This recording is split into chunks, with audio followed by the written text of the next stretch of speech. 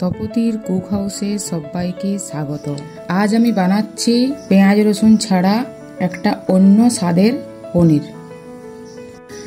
আমি এখানে বাড়িতে তৈরি করা পনির নিয়ে নিয়েছি। কড়াইয়ের মধ্যে তেল দিয়ে দিলাম, সাদা তেল। এর মধ্যে অল্প লবণ দিয়ে দিলাম যাতে পনিরগুলো লেগে না যায়। এরপর পনিরগুলো তেলের মধ্যে দিয়ে দিচ্ছি। হালকা গোল্ডেন কালার করে পনিরগুলো ভেজে নিচ্ছি।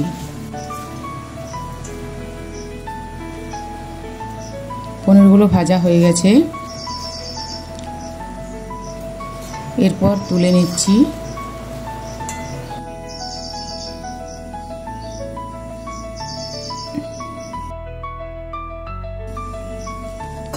আর এই ভাজা পনিরগুলোকে গরম জলের মধ্যে 5 মিনিট ডুবিয়ে রাখতে হবে।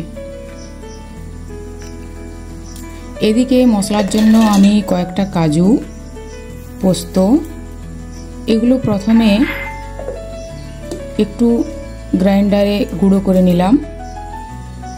এরপর এর মধ্যে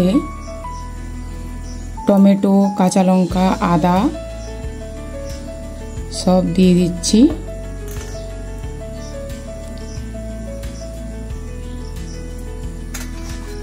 তারপর অল্প জল দিয়ে ভালোভাবে পেস্ট করে নিচ্ছি। পেস্ট হয়ে গেছে। এরপর ওই তেলের মধ্যেই গোটা গরম মশলার ফোড়ন দিয়ে দিলাম। গ্যাসটাকে লো ফ্লেমে রেখে যখন এই মশলাগুলোর থেকে সুন্দর গন্ধ বার হবে তখন আগের থেকে রেডি করা পেস্টটা দিয়ে দিলাম। এই পেস্টটা একটু অনবরত নাড়াতে হবে, তার কারণ যেহেতু কাজু দেওয়া আছে নিচে ধরে যাওয়ার সম্ভাবনা।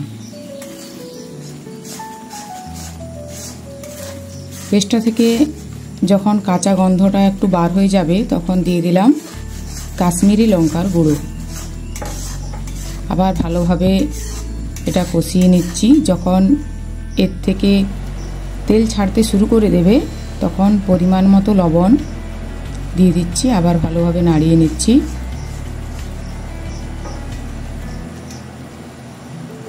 এরপর অল্প জল দিয়ে দিলাম, স্বাদ মতো চিনি,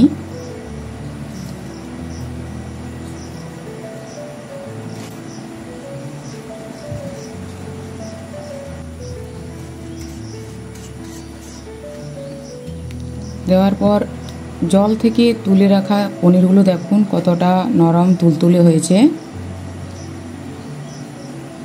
এরপর ওই মশলার মধ্যে দিয়ে দিলাম।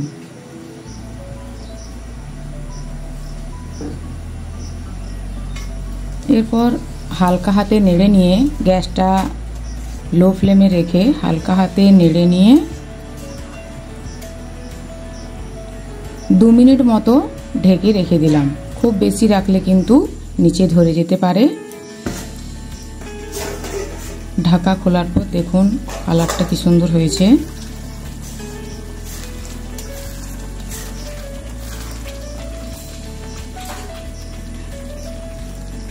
একটু ভালো করে নেড়ে নিচ্ছি।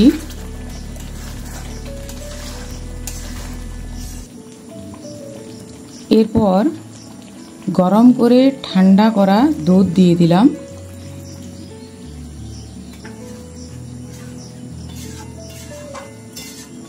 তারপর অল্প ফুটে গেলেই অল্প ঘি,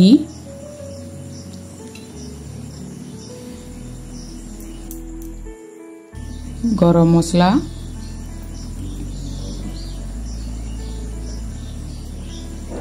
আর অল্প কসুরি মেথি দিয়ে দিলাম। এরপর অল্প নেড়ে নিচ্ছি।